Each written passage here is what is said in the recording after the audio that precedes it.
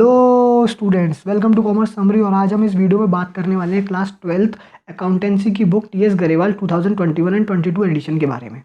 इस वीडियो में हम आपको सिखाएंगे question number 2 of cash flow statement. तो क्वेश्चन नंबर 2 कहता है कि classify the following transactions as operating activities for a financial company and a non financial company. तो सबसे पहले आपको ये पता होना चाहिए कि ऑपरेटिंग एक्टिविटीज़ में फाइनेंशियल कंपनी कौन सी होती है और नॉन फाइनेंशियल कंपनी कौन सी होती है। तो चलिए इसको देख लेते हैं पहले। Financial company is a company refers to a company which generates its finances from issue of shares, debentures, bank loan, bonds etcetera. यानी कि फाइनेंशियल कंपनी वो कंपनी होती है जो अपने फाइनेंसेस यानी कि पैसे का अरेंजमेंट जो करती है वो किस तरीके से करती है, या तो शेयर इशू करके, या डिवेंचर इशू करके, या बैंक लोन लेके, या बॉन्ड्स इशू करके। ठीक है। और नॉन फाइनेंशियल कंपनी कौन सी होती है? Non financial company refers to a company which generates its finances from regular business operations such as cash sales, commission receiveds etcetera. यानी कि एक नॉन फाइनेंशियल कंपनी पैसे का जो अरेंजमेंट करती है वो अपने गुड्स बेचकर, कैश में गुड्स बेचकर, या फिर कोई सामान बिकवाने पर जो कमीशन मिलता है उसके थ्रू वो अपना फाइनेंस यानी कि मनी अरेंज करती है। तो अब इसमें ऑपरेटिंग एक्टिविटीज़ के अंदर ये दोनों तरीके की कंपनी आ जाती है। ये वाला चार्ट आपने अपनी टी एस गरेवाल बुक में भी देखा होगा कि जो कैश का इनफ्लो होता है और कैश का आउटफ्लो होता है। तो नॉन फाइनेंशियल कंपनी में कैश का इनफ्लो कैसे होता है? ठीक है। तो पहला होता है कि वो कैश सेल्स करे, या तो वो सेल करे अपने गुड्स की कैश में। कैश रिसीव फ्रॉम ट्रेड रिसीवल, यानी कि कहीं ट्रेड रिसीवल जो उसका पैसा रोका हुआ था वो उसके पास वापस आया है। Royalty fees, commission received, income tax का रिफंड आया तो भी हमारे पास कैश वापस आ रहा है, यानी कि बिजनेस में कैश आ रहा है। इसके बाद है, अगर फाइनेंशियल कंपनी में कैश इनफ्लो होगा तो कैसे होगा?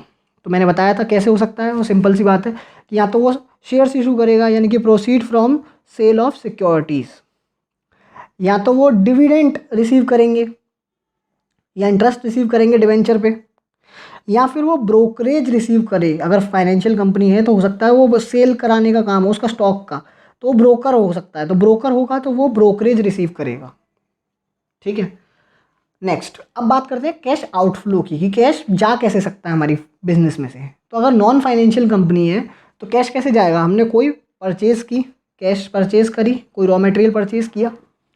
सेकंड हो सकता है पेमेंट ऑफ ट्रेड पेबल्स, यानी कि हमें किसी को पैसा देना था, हम उधार लेके आए थे सामान, लेकिन हमें पैसा देना था, वो हमने पेमेंट कर दिया तो हमारा कैश आउटफ्लो हो गया।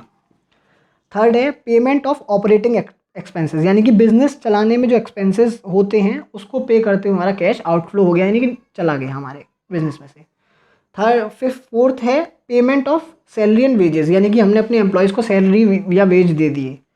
और फिफ्थ है अगर इनकम टैक्स हमने पे किया है तो भी हमारा कैश आउटफ्लो होगा। किसमें? नॉन फाइनेंशियल कंपनी में। तो in case of non financial company, अब बात हमने कर ली, अब हम बात करेंगे in case of financial company. अगर फाइनेंशियल कंपनी की बात कर रहे हैं हम तो कैसे कैश आउटफ्लो हो सकता है? तो सबसे पहला हो जाएगा पेमेंट ऑफ इंटरेस्ट, यानी कि हमने अपनी कंपनी के शेयर्स और डिवेंचर्स इशू किए। तो अगर हमने डिवेंचर इशू किए हैं तो हम क्या करेंगे उसको, डिवेंचर के केस में हम देंगे इंटरेस्ट और शेयर्स के केस में हम देंगे डिविडेंड। तो दोनों तरीके से हमारा कैश आउटफ्लो होगा अगर हमारी कोई फाइनेंशियल कंपनी है। दूसरा क्या हो सकता है? Payment for purchase of securities, यानी कि हमने कोई सिक्योरिटीज़ खरीदी हैं, या फिर जो मतलब हाँ, payment for purchase of securities. ठीक है। चलिए अब क्वेश्चन पे आ जाते हैं। क्वेश्चन जो हमारा कह रहा है वो ये कह रहा है classify the following transactions as operating activities for a financial company और नॉन फाइनेंशियल कंपनी। तो पहला क्वेश्चन है purchase of shares on a stock exchange, यानी कि स्टॉक एक्सचेंज पे शेयर्स परचेज किए गए हैं। तो मैंने आपको बताया था शेयर कौन परचेज करती है? Financial company. तो ये ट्रांजेक्शन किसके लिए हो जाएगा? फाइनेंशियल कंपनी के लिए। ऑपरेटिंग में ही आएगा लेकिन फाइनेंशियल कंपनी के लिए आएगा।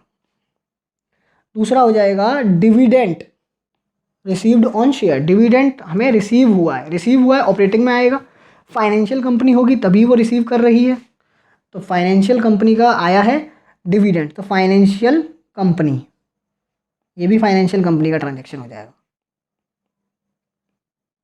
क्योंकि तभी वो फाइनेंशियल कंपनी होगी तभी तो उसने शेयर लिए होंगे। तीसरा है dividend paid on shares. Dividend paid on shares यानी कि डिविडेंड पे कर रही है वो। देखिए डिविडेंड जब पे करेंगे हम तो फाइनेंसिंग एक्टिविटीज़ का पार्ट है, तो इसे हम स्किप कर देंगे, ये वाले को कुछ नहीं करना है, ये वाले सी वाले को हमारे को कुछ नहीं करना है, ये ऑपरेटिंग एक्टिविटीज़ में ही नहीं आएगा। तो फिर वो फाइनेंशियल कंपनी के लिए ऑपरेटिंग एक्टिविटी हो या नॉन फाइनेंशियल कंपनी के लिए हो, इससे कोई मैटर ही नहीं करता, वो फाइनेंसिंग एक्टिविटी का पार्ट है, तो हम इसको स्किप कर देंगे, इग्नोर। नेक्स्ट, लोन गिवन यानी कि लोन दिया है, तो लोन कौन देता है? फाइनेंशियल कंपनी ही देगी, ठीक है। तो फाइनेंशियल कंपनी की ऑपरेटिंग एक्टिविटीज़ में आ जाएगा ये फाइनेंशियल कंपनी। नेक्स्ट है लोन टेकन, लोन लिया है, लोन भी कौन लेगा? मैंने बताया था ना आपको, फाइनेंशियल कंपनी जो होती है वो अरेंज करती है फाइनेंसेस, लोन लेकर या इशू शेयर कर कर, शेयर को इशू कर कर या डिबेंचर्स को इशू कर कर ही वो फाइनेंस का अरेंज करती है, तो ये भी फाइनेंशियल कंपनी का बात है।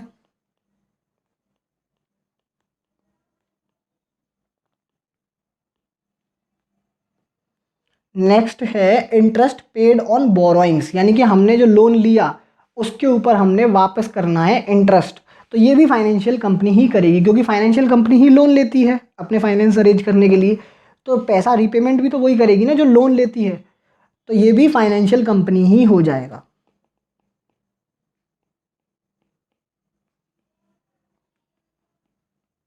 That's all from my side. Friends, video अच्छी लगी हो तो चैनल को सब्सक्राइब करें, बेल आइकन को दबाना ना भूलें और कॉमर्स समरी को इंस्टाग्राम पर फॉलो करें।